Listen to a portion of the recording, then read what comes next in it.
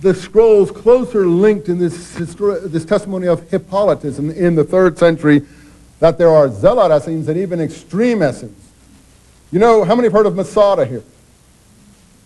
Josephus identifies the group that committed suicide on Masada. So these are extreme revolutionary partisans. Who are they? The Sicarii. He calls them the Sicarii. These are not assassins up there. These are extreme revolutionary ascetics. And I think we're getting close to the mature when we get closer. So yeah, we have a lot of problems here. Another question, yes. What do you think the status of Jesus' family was? It seems that if James was elected, it almost is after Jesus, it's almost a dynastic political structure. Did it come out of a poverty-stricken carpenter's household, or was there something more to the background? I think there was something much more to it. I think we have a kind of Nazarite movement, and I go into that a lot, but I don't have time now, that has moved into what we call Nazareans, and then go, even though the root is not exactly the same, and then goes over into what we call Nazarenes and Jesus of Nazareth. I think originally we're dealing with Nazarite. I think Matthew knows that. When he says he shall be called a Nazarite means he goes to Galilee. I think Matthew is aware that these people, including John the Baptist, James, and others, were lifelong Nazarites. And I would also include Jesus in that. So yes, I think there is a movement. I can't put my finger on all aspects of it. I think the righteous teacher at Qumran has a lot to do with it. You know, in Hebrew, the righteous teacher is Moreh Hatzedik, the teacher of righteousness. We have a lot of material about how the teacher of righteousness was killed. A lot of it relates to Habakkuk 2:4 in the Habakkuk commentary. You know, Habakkuk 2:4 is the key passage in the letter of James, in Paul, and in Hebrews. All of Christian debate, aside from the suffering servant in Isaiah, revolves about the righteous shall live by his faith. The James position versus the Paul position, faith versus works. Habakkuk 2:4 is in the Habakkuk commentary. I've said that is the key Jamesian point, because the interpretation of Habakkuk 2:4 and the Habakkuk Pesher is Jamesian. In any case, James was called the righteous one. We have the teacher of righteousness at Qumran. James the just in Latin goes to James Dikaios in Greek, back to James the Tzaddik in Hebrew. And the Moreh Tzedek is the Tzaddik par excellence. The righteous one, that is what he is. So I don't say that James and the righteous one are the same, or that James and the righteous teacher are the same from Qumran. I only say that James approximates that righteous teacher better than any other person, historically speaking, that we have. And that the two are very parallel. So if they're not the same, they're at least very close parallels.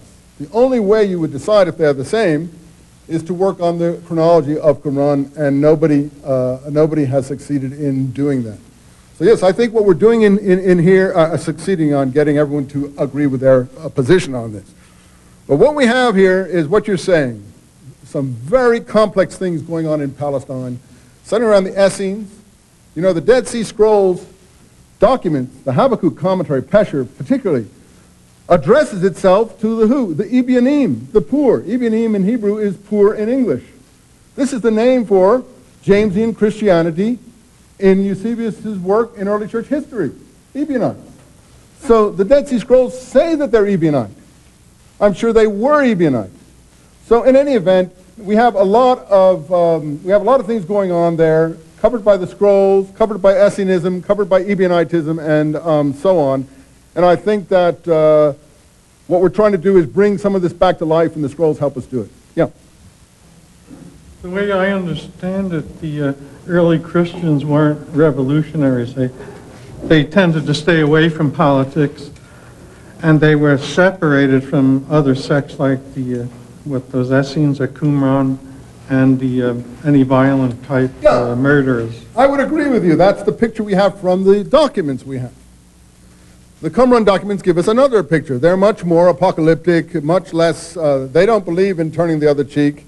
They don't believe in loving their neighbor. They hate the sons of the pit. I'm not recommending that. I'm just saying what Palestine was. So our Pauline groups are much more congenial to us, and I understand that as a modern person. But we're just doing history now. What really happened? Jesus dies a revolutionary death. on the cross. That is a revolutionary death. Crucifixion was the punishment for sedition and subversive activities. There is an embarrassment over that. And that's where we get these accusations against the Jews and others for having conspired and caused this. You know, let me give you an example. In 2 Corinthians, Paul says that he escaped down the walls of Damascus in a basket in order to escape the representative of King Aretas, the Arab king from Petra, who wanted to arrest him for some reason.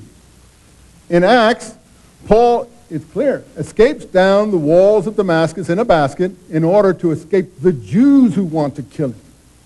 Now, look, there's only one way out of that. Either Paul escaped down the walls of Damascus twice, or the book of Acts is shifting history over into anti-Semitism. And I believe we're getting a lot of that throughout the whole thing, primarily because of the problem we're dealing now.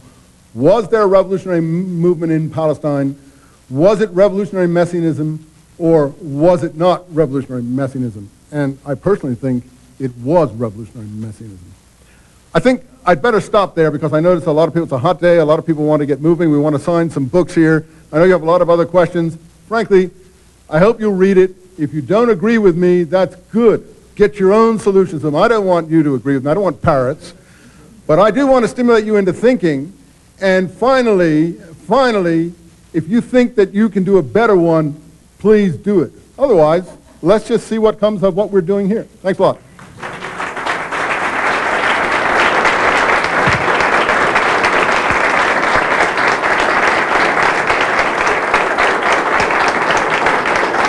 Signing there to Jack Bamberger. Sure. From Robert Eisenman, whoever he is. Whoever Jack is, or No, whoever you are. I have no idea why. I read the whole book. Yeah, and what did you find out? I loved it. Yeah, you liked it, I eh? did, yeah. I was in the seminary and I think I've got stuff in here no one's ever heard of. No. Plus I approaches did. to things they've never thought about. Well, approaches, yeah, but I've heard of most of that stuff, and I thought, why didn't I put all that together? Right, but we do try to put it together by the end. And you need this kind of a total weight, don't you? And, Yeah. I think I was just fortunate to be able to get it out in a popular form so that for a mass audience, because honestly, I trust the mass audience judgment. One of the reviewers said, oh, Eisenman trusts the mass audience and not scholars to weigh this stuff. Yes, because I think the mass audience is sincerely interested and really wants to get their teeth in it and will make up their own mind. A lot of people talking about this. Are they? Yeah. What, this particular book? Yeah. We're here in Denver? Yeah. Well, I'm so out of it in Long Beach, I never hear about it.